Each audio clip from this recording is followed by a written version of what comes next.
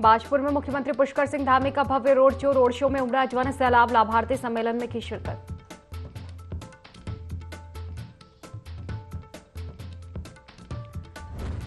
देश में सीएए लागू होने पर बोले मुख्यमंत्री पुष्कर सिंह धामी, सीएए केंद्र सरकार का ऐतिहासिक निर्णय, प्रधानमंत्री नरेंद्र मोदी और गृहमंत्री अमित शाह का जताया आभार।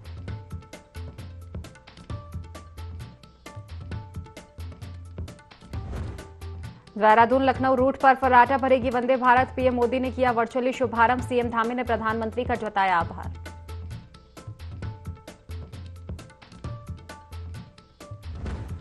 जातीय जनगणना को लेकर कांग्रेस प्रदेश अध्यक्ष करण महारा ने की प्रेस वार्ता, कहा कांग्रेस पार्टी सत्ता में आती है तो करवाएगी जातीय जनगणना, जनगणना होने से सुविधाओं से वंचित लोगों को मिल सकेगा उनका अधिकार।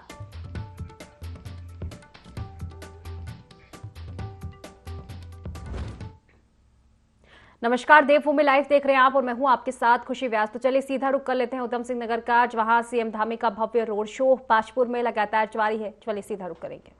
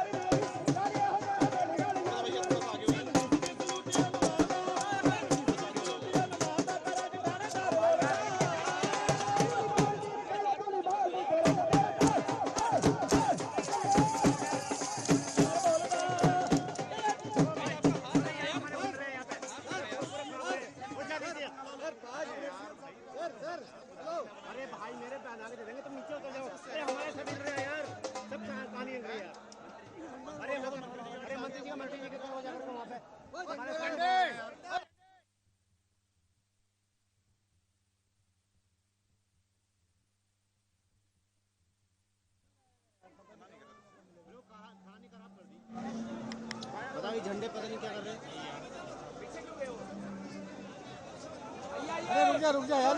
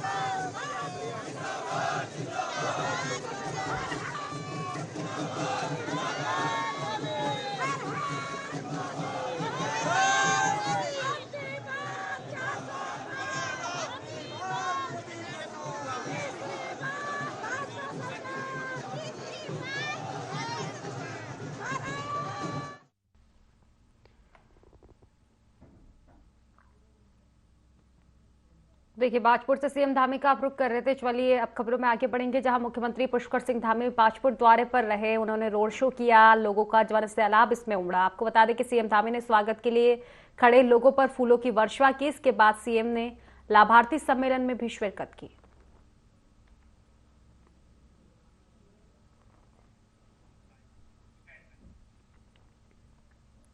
सीएम पुष्कर सिंह धामी बाजपुर दौरे पर रहे, जहां उन्होंने रोड शो करने के बाद लाभार्थी सम्मेलन में शिरकत की। इस दौरान सीएम धामी ने कहा कि सरकार प्रदेश में कई योजनाएं चला रही है, जिसका लाभ लोगों को मिल रहा है। साथ ही सीएम धामी ने कहा कि प्रधानमंत्री नरेंद्र मोदी ने अनेक कल्याणकारी योजनाओं को संचालित कर देश को सिरमौर बना दिया है।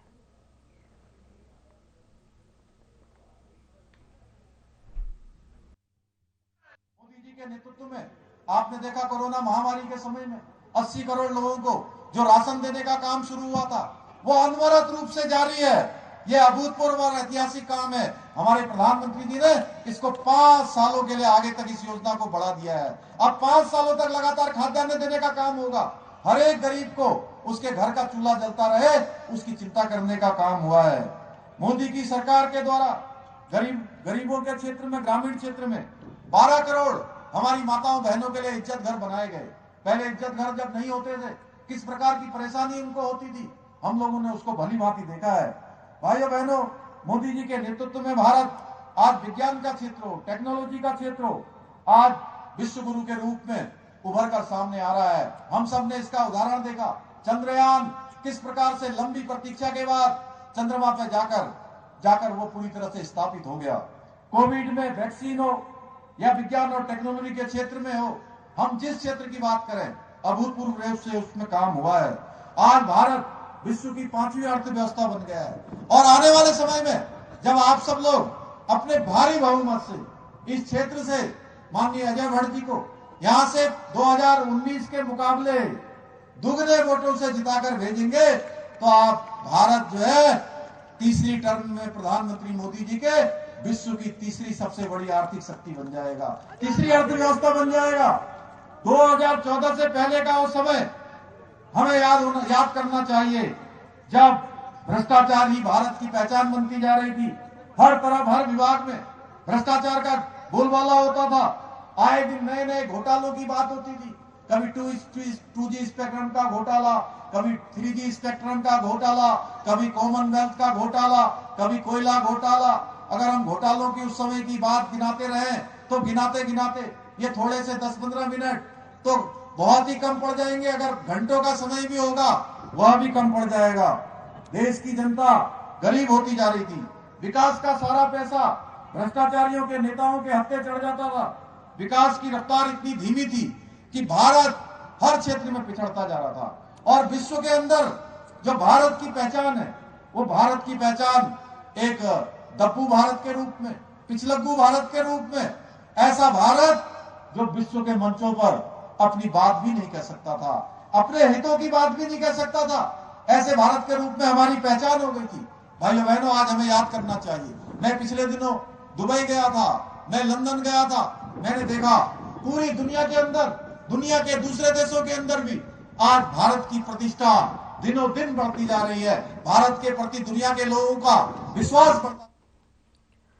मसूरी में परिवहन निगम के टिकट बुकिंग कार्यालय को बंद करने से लोगों को दिक्कतों का सामना करना पड़ रहा है। Mussoorie traders and welfare association ने टिकट बुकिंग कार्यालय खुलवाने की मांग को लेकर ज्ञापन दिया। एसोसिएशन का कहना है कि नगरपालिका के अधिकारी और अपनी जिम्मेदारी को पूरी तरह से नहीं निभा पा रहे हैं, जिससे कि लोगों को परेशानियों का सामना उठाना पड़ रहा है।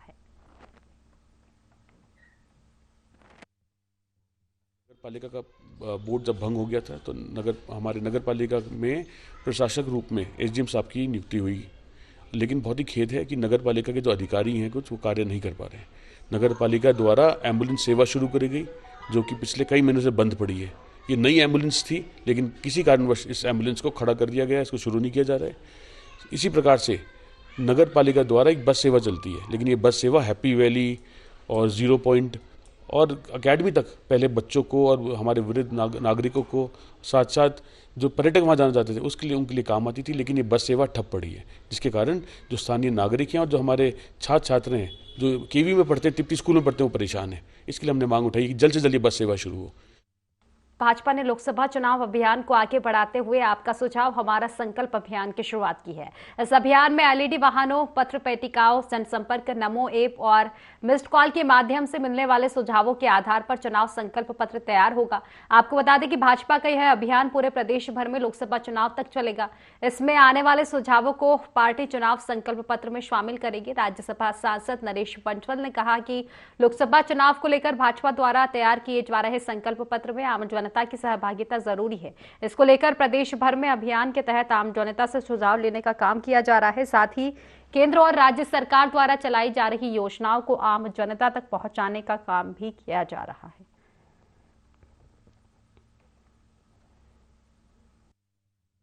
जनता पार्टी पूरी तरह चुनावी मोड में आ चुकी है। 5 में से 3 सीटों पर हमारे प्रत्याशी घोषित हो चुके हैं। सभी लोकसभाओं में हमारे कार्यालय खुल चुके हैं। उससे नीचे विधानसभा स्तर पर कार्यालय खुलने की प्रक्रिया चल रही है। मैं समझता हूँ 1-2 दिन के अंदर सभी विधानसभाओं में हमारे चुनाव कार्यालय खुल जाएंगे। जगह जगह पर हमारी मोदी की गारंटी विकसित भारत संकल्प पत्र जो भारतीय जनता पार्टी लाने वाली है चुनाव के लिए, उसके लिए जनता के प्रत्येक वर्ग से सुझाव लिए जा रहे हैं। जगह जगह बैठकें करके सभी वर्गों में बड़ा उत्साह है अपने सुझाव देने के लिए। पहली बार ऐसा होगा कि जब करोड़ों लोगों के सुझाव लेकर के उसके आधार पर लोगों के मन का संकल्प पत्र बनेगा, जो आगामी 5 वर्षों का भारतीय जनता पार्टी का रोडमैप होगा और उसके लिए भारतीय जनता पार्टी अपनी नीतियां लेकर के। लोकसभा चुनाव से पहले उत्तराखंड में आम आदमी पार्टी को बड़ा झटका लगा है। सितारगंज विधानसभा के पूर्व प्रत्याशी अजय जायसवाल ने भाजपा की सदस्यता ली है। आपको बता दें कि भाजपा प्रदेश कार्यालय में प्रदेश अध्यक्ष महेंद्र भट्ट ने उन्हें सदस्यता दिलाई। इस मौके पर आम आदमी पार्टी के कई पदाधिकारी और कार्यकर्ताओं ने भाजपा की सदस्यता ली। इस अवसर पर यूथ कांग्रेस की प्रदेश सचिव अंकिता पाल ने भी भाजपा की सदस्यता ग्रहण की। साथ ही कौशल विकास मंत्री सौरभ बहुगुणा भी मौजूद रहे। भाजपा प्रदेश अध्यक्ष महेंद्र भट्ट ने कहा कि राज्य सरकार और प्रधानमंत्री नरेंद्र मोदी की नीतियों से प्रभावित होकर ये सभी नेता बीजेपी में शामिल हो रहे हैं। वहीं मंत्री सौरभ बहुगुणा ने कहा कि पीएम मोदी की नीतियों से प्रभावित होकर नैनीताल लोकसभा क्षेत्र से दूसरे दलों के कार्यकर्ता लगातार भाजपा की सदस्यता ले रहे हैं।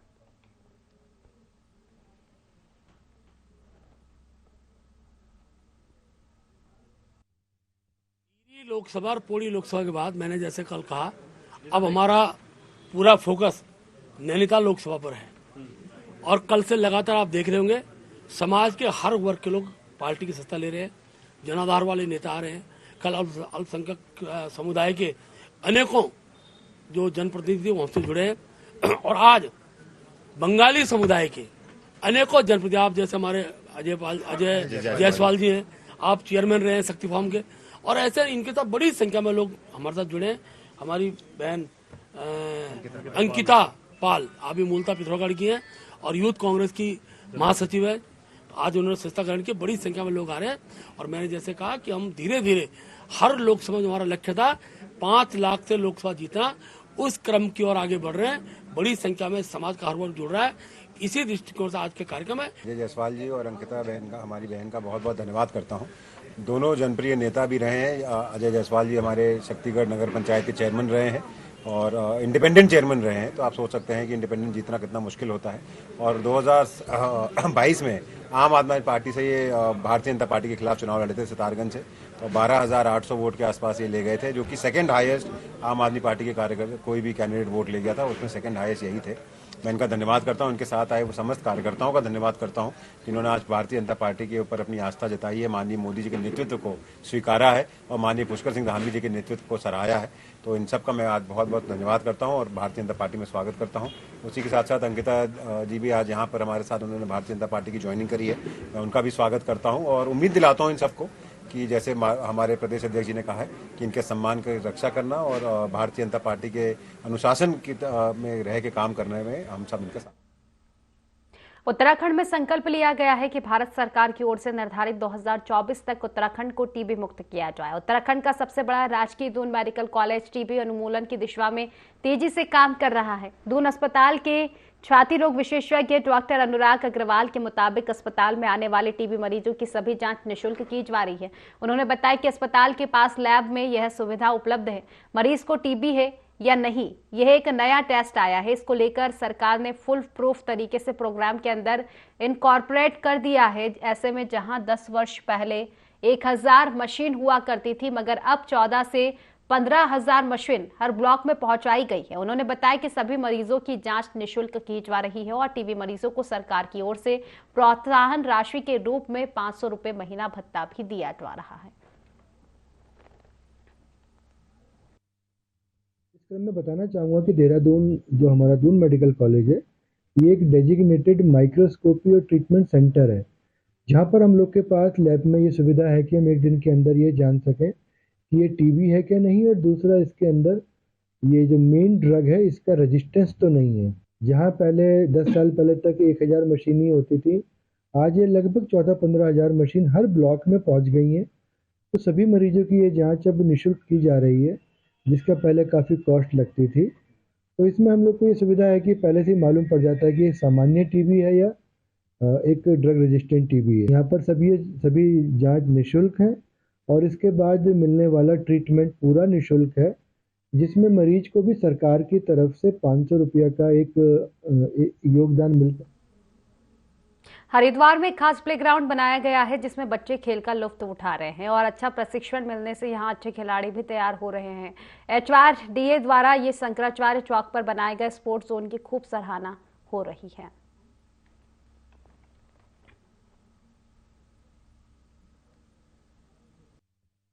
यहाँ पे खेलते हैं, खेलने के साथ हमारी एक्सरसाइज अच्छी होती है और यहाँ पे जो बच्चे हैं उन सबको फ्री खेलने को मिल रहा है।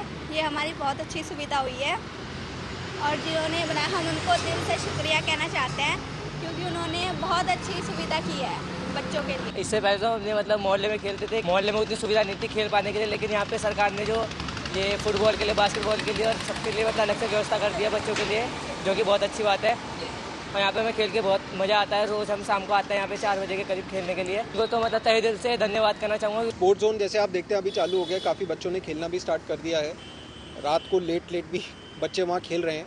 अभी हम लोगों ने वहाँ टेंडर निकाल दिया, जिसमें हमारी पार्किंग जो है गतिमान है, वो लोग पार्किंग में फिर चार्ज करने लगेंगे पैसे। तो इससे ये फ़ायदा होगा हमें कि जो पैसे उसके आएंगे उससे हम गार्ड्स और वहाँ बाकी सुविधाएं जैसे रहती हैं, पानी पीने की व्यवस्था, ये सब भी हम फ्यूचर में रख पाएंगे। पहले हम देखेंगे प्रतिनियुक्ति पे जो आ सके, डेप्यूटेशन पे आ सके। तो कल इंटरव्यूज़ हुई हैं, जब वो प्रणाली पूरी हो जाएगी उसके बाद हम इस पोजीशन में रहेंगे उनको नियुक्त करने की। उनकी एनओसी लाने की जिम्मेदारी कोच की स्वयं रहेगी। यदि ऐसा होता है कि हमारे पहले फेज़ में अगर हमें कोई भी कोच डेप्यूटेशन पे नहीं मिलता है, फिर हम देखेंगे on the basis of experiences, जो स्पोर्ट्स सर्टिफिकेट्स होते हैं जिनके पास जो एज अ ट्रेनर सर्टिफिकेट हो, तो आउटसोर्सिंग से भी लेना हो तो 2 लेंगे। इसका एक तो फ़ायदा रहेगा, जो कोचेज़ रहेंगे, हमारा स्पोर्ट्स कॉम्प्लेक्स बन रहा है उसकी में वो रख रखाव का रखेंगे। दूसरा, उनके सेशंस कुछ हम यहाँ भी लगाएंगे शंकराचार्य चौक भूपतवाला में डे वाइज, ताकि वो बच्चों को अच्छे से उत्तराखंड कांग्रेस के प्रदेश अध्यक्ष करण महारा ने कहा कि यदि कांग्रेस सत्ता में आई तो जातीय जनगणना करवाई जाएगी, ताकि सुविधाओं से वंचित लोगों को उनका अधिकार मिल सके। महारा ने बीजेपी पर निशाना साधते हुए कहा कि बीजेपी समाज को बांटने, अभिव्यक्ति की आजादी पर हमला करने वाली संकीर्ण तानाशाही मानसिकता वाली पार्टी है। बीजेपी की सरकार का एक गुप्त एजेंडा कहूँ या एक एजेंडा है कि वो बाबा भीमराव अंबेडकर के बनाए हुए संविधान को 2024 के बाद पूरी तरीके से बदलने का उनका लक्ष्य है।